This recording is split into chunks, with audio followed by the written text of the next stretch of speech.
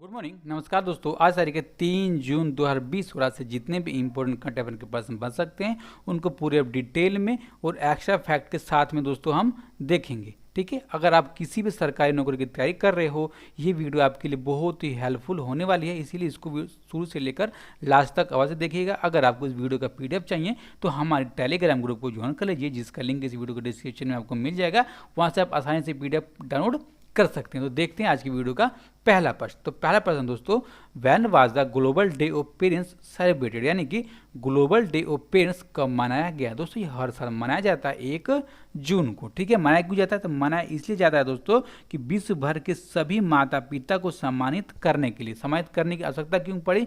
क्योंकि जो भी दोस्तों हमारे पेरेंट्स होते हैं, हमारे माता पिता होते हैं, वो किसी भी बिना स्वार्थ के अच्छी तरह से देखभाल करते हैं, इसीलिए उनको सम्मानित करना बहुत ज़्यादा आवश्यकता पड़ जाता है। ठीक है, ऐसा सोचा किसने? तो यूनाइटेड नेशन ने ऐसा सोचा और उसी ने मान्यता दी इसको हर साल मनाने के लिए। 1 जून को पहली बार कब मनाया गया था? तो 2012 में इसको पहली बार मनाया गया था दोस्तों। और 1 तारीख को वर्ल्ड मिल्क डे के रूप में भी हम जानते हैं। ओके, आप देखेंगे दोस्तों यूनाइटेड नेशन के बारे में। तो यूनाइटेड नेशन इसकी स्थापना कब हुई थी? तो 26 जून 1945 को इसकी स्थापना हुई थी। हेडक्वार्टर कहाँ है? तो न्यूयॉर्क सिटी में इसका हेडक्वार्टर है। और कितने देश इसके अंडर में आते हैं? तो 198 देश इसके अंडर में आते हैं। इसका ऑफिशियल लैंग्वेज कौन सी है दोस्तों, यानी किस भाषा में यहाँ पर काम होते हैं? तो भाषा है अरबी, चाइनीज, इंग्लिश, फ्रेंच, रसियन और स्पेनिश। इन 6 भाषाओं में यहाँ पर काम होते हैं। आप याद कीजिएगा, पूछा भी जाता है कि यूनाइटेड नेशन में कितनी भाषाओं में काम होते हैं, तो 6 भाषा है। ठीक है, कौन कौन से देश इसमें स्थायी सदस्य यानी कि स्टेटस कंट्रीज हैं दोस्तों? ये हैं 5 देश हैं, अमेरिका, रूस, चीन, ग्रेट ब्रिटेन और फ्रांस। ठीक है दोस्तों, अब एक ये भी है दोस्तों कि जो भी वर्ल्ड वार सेकंड हुआ था उसमें ये पांचों देश एक साथ रह कर लड़े थे और जीते थे, इसलिए दोस्तों ये स्थायी सदस्य हैं। ठीक है, यूनाइटेड नेशन का सेक्रेटरी जनरल कौन है? ये एंटोनियो गुटेरेस। तो अगला प्रश्न क्या है? चुनाव आयोग ने राज्यसभा की 24 सीटों के लिए किस दिन मतदान कराने का फैसला किया है? तो फैसला लिया गया 19 जून को मतदान कराने का। ठीक है, अब देखिए दोस्तों, ये लॉकडाउन लगने से पहले ही ये इलेक्शन होने वाले थे, लेकिन लोग कोरोना वायरस को देखते हुए इसको रद्द कर दिया गया था। अब देखिए, इसको 24 सीटों पर इलेक्शन हो रहे हैं। तो 24 सीटें कौन कौन सी हैं दोस्तों? 4 सीटों पे इलेक्शन होगा। कहाँ पर? तो आंध्र प्रदेश और दोस्तों गुजरात के अंदर में। 3 सीटों पर होगा मध्य प्रदेश और राजस्थान में। 2 सीटों पर होगा झारखंड में। और दोस्तों 1 सीटों पर किया जा रहा है मणिपुर और मेघालय में। ठीक है दोस्तों, याद कीजिएगा, टोटल हो गए 18। अब बचे 6 सीट। तो 6 सीटों में कहाँ हो रहा है? तो ये हो रहा है दोस्तों अरुणाचल प्रदेश, कर्नाटक और मिजोरम की 2 सीटों पर यहाँ पर इलेक्शन कराए जाएंगे। ओके, अब जाएंगे दोस्तों राज्यसभा के बारे में। तो दोस्तों राज्यसभा में कुल कितने सीटें हैं? तो 245 सीटें हैं राज्यसभा में, लेकिन इलेक्शन होते हैं 233 पे ही। तो बच गई कितने सीटें? 12 सीटें। तो 12 सीटें कहाँ गई वो? तो 12 सीटों का दोस्तों पूरा करने के लिए शक्ति दी गई है राष्ट्रपति को, यानी कि राष्ट्रपति डायरेक्ट इन 12 सीटों को चुन सकते हैं। आप सुने हो कि एंग्लो इंडियन को चूज किया गया है तो राष्ट्रपति की तरफ से, तो यही है दोस्तों 12 लोग। ठीक है, और लोकसभा में 3 लोगों को चुन सकते हैं। और लोकसभा में सीटें कितनी है टोटल? तो 545 सीटें हैं लोकसभा में। और उसमें इलेक्शन कितने का होता है दोस्तों? तो इलेक्शन का होता है 543 के ऊपर। दोस्तों माफ कीजिएगा कि 2 सीटों पर एंग्लो इंडियन को चुन सकते हैं राष्ट्रपति। ठीक है, अब देखिए एक और प्रश्न पूछा जाता है कि उच्च सदन किसको कहते हैं? तो उच्च सदन कहते हैं राज्यसभा को। क्यों कहते हैं? क्योंकि ये कभी भी दोस्तों स्थगित नहीं होते हैं, कभी भी रद्द इसको नहीं किया जा सकता, क्योंकि इसमें से जितने भी व्यक्ति होते हैं 1/3 हर साल दोस्तों रिटायर होते रहते हैं और नए आते रहते हैं। ओके, अब हम जानते हैं इलेक्शन कमीशन के बारे में। दोस्तों जो इलेक्शन कमीशन है इसकी स्थापना कब हुई थी? तो 25 जनवरी 1950 को इसकी स्थापना हुई थी। और इसीलिए 25 जनवरी को दोस्तों हम नेशनल वोटर डे के रूप में मनाते हैं। ठीक है, इसका हेडक्वार्टर कहाँ है? तो इसका हेडक्वार्टर है निर्वाचन सदन न्यू दिल्ली। किस ऑर्गेनाइजेशन के अंडर में काम करता है? तो गवर्नमेंट ऑफ इंडिया के अंडर में दोस्तों ये आता है। तथा प्रेजेंट टाइम पे चीफ इलेक्शन कमिश्नर कौन है? ये है सुनील अरोड़ा। तथा इलेक्शन कमिश्नर है अशोक लवासा। ओके, अगर आपको दोस्तों ये वीडियो अच्छी लग रही है तो अभी वीडियो को दोस्तों लाइक करें, चैनल को सब्सक्राइब कर बेल बटन दबाना बिल्कुल भी ना भूलें। अगर आपको इस वीडियो का पीडीएफ चाहिए तो हमारे टेलीग्राम ग्रुप को ज्वाइन कर लीजिए, जिसका लिंक इस वीडियो के डिस्क्रिप्शन में मिल जाएगा। वहाँ से आप आसानी से पीडीएफ डाउनलोड कर सकते हैं। तो अगला प्रश्न देखते हैं क्या है?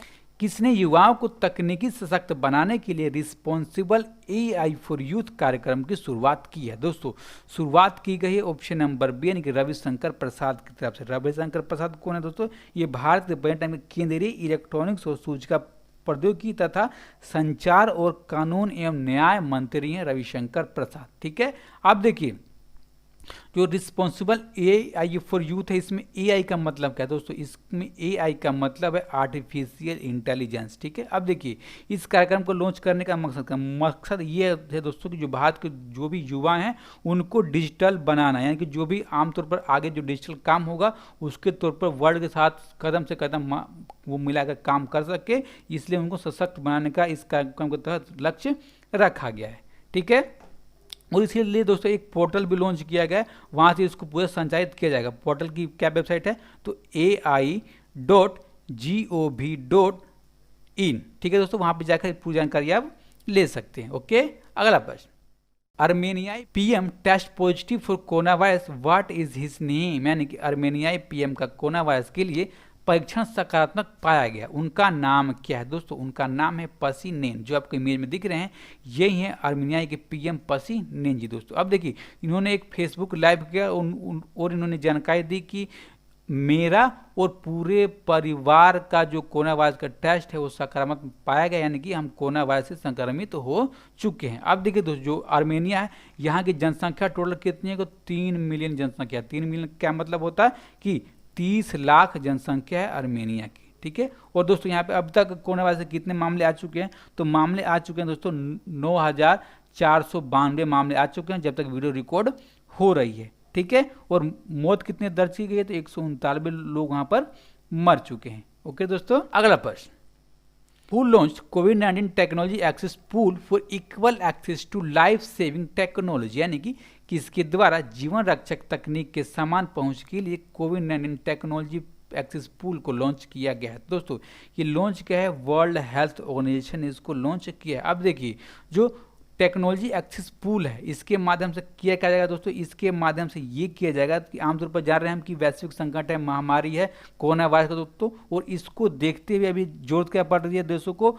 टीके की, दवाई की और रोज उपयोग होने वाले उपकरणों की आवश्यकता पड़ रही है, लेकिन हर एक देशों को, गरीब देशों की बराबर मात्रा में मिल नहीं पा रही है, अमीर देश लेकर चले जा रहे हैं दोस्तों।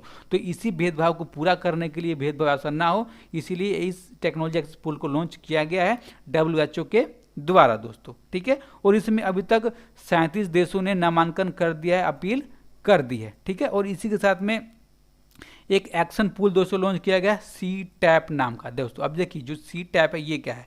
तो CTAP के माध्यम से ये कहा गया है कि कोई भी देश, कोई भी दोस्तों लैब में अपने टेस्ट करता है, सफलता पाता है, तो उसकी जानकारी पूरे विश्व को दी जाए, क्योंकि इससे अच्छी तरह से लड़ा जा सका है और टाइम पर पूरा का पूरा प्रोडक्शन की जा सके। ओके, आप जानते हैं WHO के बारे में दोस्तों। जो WHO इसका फुल फॉर्म क्या होता है? वर्ल्ड हेल्थ ऑर्गेनाइजेशन, और इसकी स्थापना हुई थी 7 अप्रैल 1948 को। हेडक्वार्टर क्या है? जेनेवा स्विट्जरलैंड में इसका हेडक्वार्टर है, तथा इसके पेरेंट ऑर्गेनाइजेशन किस ऑर्गेनाइजेशन अंडर में काम करता है? तो संयुक्त राष्ट्र की आर्थिक और सामाजिक परिषद के अंडर में ये काम करता है।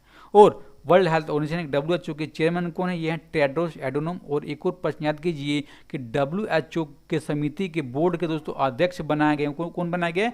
भारत के पेरेंट टाइम के स्वास्थ्य मिनिस्टर हैं हर्षवर्धन सिंह अध्यक्ष बनाए गए। और इस बोर्ड में कितने लोग हैं? तो टोटल 34 लोग हैं, यानी कि 34 सदस्य हैं इसके अंतर्गत में दोस्तों। ठीक है, कब से ये अपने कार्यभार संभाले इन्होंने? तो 22 मई से इन्होंने अपना कार्यभार संभाल लिया है। ओके, अगला, who developed ultra clean for PPE electronics item clothing disinfection? यानी कि किसने PPE इलेक्ट्रॉनिक आइटम कपड़ों के कीटाणु शोधन के लिए अल्ट्रा स्वच्छ विकसित किया है? दोस्तों ये बनाया है DRDO ने। ठीक है, अब देखिए जो अल्ट्रा स्वच्छ बनाया गया है किस लिए बनाया गया? तो आमतौर पर जो PPE होता है इसका मतलब क्या होता है? तो पर्सनल प्रोटेक्टिव इक्विपमेंट, और इलेक्ट्रॉनिक्स आइटम हो गए, कपड़ा हो गया दोस्तों, इस पे जो भी वायरस जमा हो जाते हैं उसको मारने के लिए, उसको कीटाणु रहित बनाने के लिए इसको लॉन्च किया गया। ठीक है, अब देखिए काम कैसे करता है। काम ऐसे करता है दोस्तों कि इसमें अल्ट्रा वायलेट रेज, यानी कि जो पाराबैंगनी किरणें होती हैं उनका उपयोग किया जाता है और कीटाणु मारे जाते हैं। दोस्तों अब देखिए इस टेक्नोलॉजी का नाम रखा गया, नाम क्या है, तो ओजोनेटेड स्पेस और त्रिनेत्र टेक्नोलॉजी इसका नाम रखा गया और इस टेक्नोलॉजी के तहत ये काम किया जा रहा है। ठीक है, अब हम जानते हैं दोस्तों डीआरडीओ के बारे में। दोस्तों जो डीआरडीओ है इसका फुल फॉर्म क्या है, तो defence research and development organisation. इसका मोटो क्या है, बलस्य मूलम विज्ञानम, यानी कि strength origin is in science. बहुत इंपॉर्टेंट मोटो पूछा जाता है।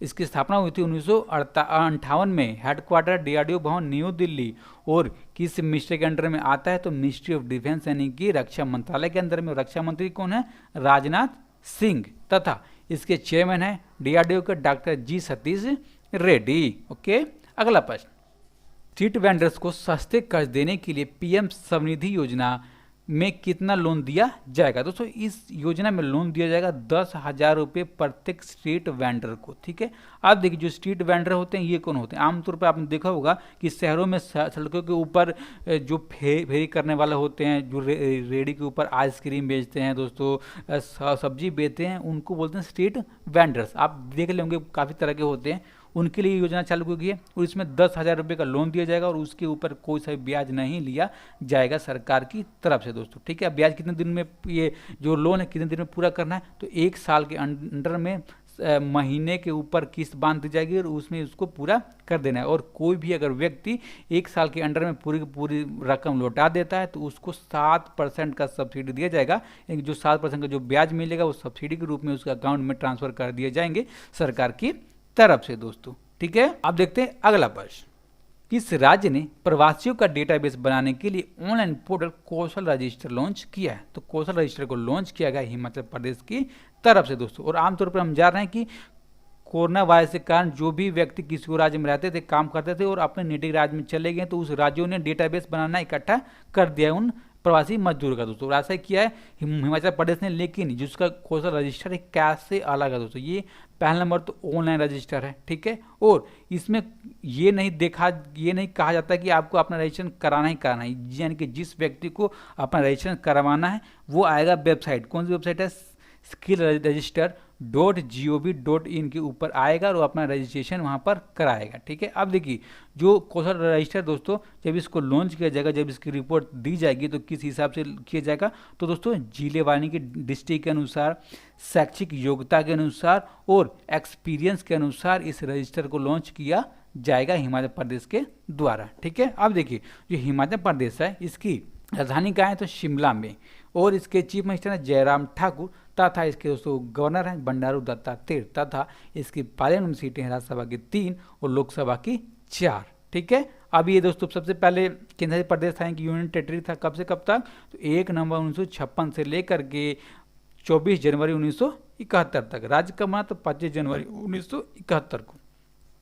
हिमाचल प्रदेश का राजकीय पशु है हिम तेंदुआ, राजकीय पक्षी है जजुराना, राजकीय फूल है गुलाबी बुरांस, राजकीय वृक्ष पेड़ हिमालयी देवदार का पेड़। दोस्तों ओके, अगला प्रश्न, which anniversary did Telangana celebrate on 2 June, यानी कि तेलंगाना ने 2 जून को अपना कौन सा वर्षगांठ मनाया। दोस्तों ये वर्षगांठ मनाया तेलंगाना ने छठा। देखिए दोस्तों ये छठा तेलंगाना ने वर्षगांठ मनाया 2020 में। ठीक है, तो अब तेलंगाना राज्य कब बना था, तो बना था दोस्तों 2 जून 1914 को बना था। आप 6 साल माइनस कर दीजिए, आप पहुंच जाएंगे वहां पर। ठीक है, अब देखिए किस राज्य से अलग हुआ था, तो तेलंगाना दोस्तों राज्य था आंध्र प्रदेश, उससे अलग हुआ था, यानी कि तेलंगाना से पहले किस में आता था, आंध्र प्रदेश में ही आता था। उसकी राजधानी थी हैदराबाद, अभी भी तेलंगाना की राजधानी हैदराबाद में ही है। ठीक है, आप जाएंगे दोस्तों हम हैदराबाद के बारे में। तो जैसे मैं आपको राजधानी तो बता ही दी, इसके चीफ मिनिस्टर कौन है, तो के चंद्रशेखर राव, तथा इसके गवर्नर है तमिलसाई साउंडराजन, तथा इसकी पार्लियामेंट सीटें राज्यसभा की 7 और लोकसभा की 17 सीटें।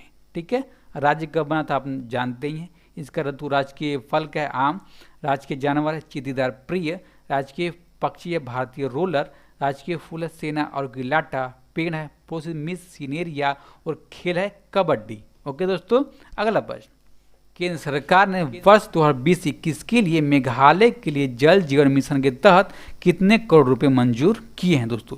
ये मंजूर किए गए हैं जल जीवन मिशन के तहत में मेघालय के लिए 175 करोड़ रुपए। अब देखिए जो जल जीवन मिशन है दोस्तों, इसको पिछले साल 2019 में भारत के पैंडेमिक के प्रधानमंत्री हैं नरेंद्र मोदी, उनके द्वारा लॉन्च किया गया था। इसका मकसद क्या है लॉन्च करने का दोस्तों? इसका मकसद ये रखा गया कि जो भी ग्रामीण इलाके हैं वहाँ पर स्वच्छ पानी नल के थ्रू पहुँचा दिया जाए प्रत्येक घरों में। लक्ष्य कब तक रखा गया? तो 2024 का लक्ष्य रखा गया है इसके लिए। ठीक है, अब इसी जल जीवन मिशन के तहत में ये राशि जारी की गई है। ठीक है, अब देखिए 175 करोड़ रुपए दिए गए मेघालय के लिए, 450 करोड़ रुपए दिए गए छत्तीसगढ़ राज्य को। ठीक है, 1832 करोड़ रुपए किसको दिए गए? ये दिए गए दोस्तों बिहार को, और 407 करोड़ रुपए दिए गए असम को। सारे सारे प्रश्न दोस्तों मैंने पिछले वीडियो में बता दिया, इसलिए आपको याद होना चाहिए। ओके, अब हम जानते हैं मेघालय के बारे में दोस्तों। मेघालय, इसकी राजधानी कहाँ है? शिलोंग, तथा इसके चीफ मिनिस्टर है कोनराड संगमा, तथा इसके गवर्नर है तथागत राय, तथा इसके पार्लियामेंट में सीटें हैं राज्यसभा की 1 और लोकसभा की 2 सीटें हैं। अब राज्य कब बना था? तो 21 जनवरी 1972 को इस राज्य का गठन हुआ था मेघालय का।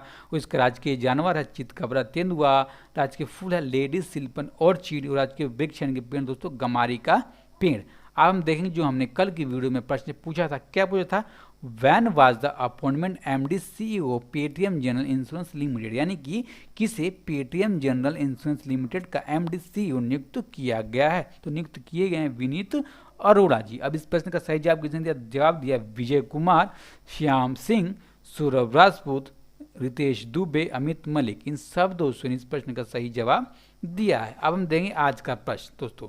आज का प्रश्न है when is world heritage day celebrated in the world, यानी कि विश्व में विश्व विरासत दिवस कब मनाया जाता है? इसका जवाब आपको कमेंट बॉक्स में देना है, और आपको जितना भी दोस्तों इस प्रश्न के बारे में पता होगा सबका सब आप लिख दीजिएगा। ठीक है, और दोस्तों इस वीडियो को ज़्यादा से ज़्यादा लोगों तक पहुंचाने के लिए शेयर कीजिए। शेयर कहाँ करना है? तो जितने भी आपके स्टडी रिलेटेड ग्रुप है वहाँ पर इसको शेयर कीजिएगा दोस्तों। ठीक है, और अगर आपको वीडियो अच्छी लगी तो वीडियो को अभी लाइक कीजिएगा, चैनल को सब्सक्राइब कर बेल बटन दबाना बिल्कुल भी ना भूलिएगा। ओके, और दोस्तों अपना ख्याल रखिए, मन लगा तैयारी करते रहिए। नमस्कार, धन्यवाद।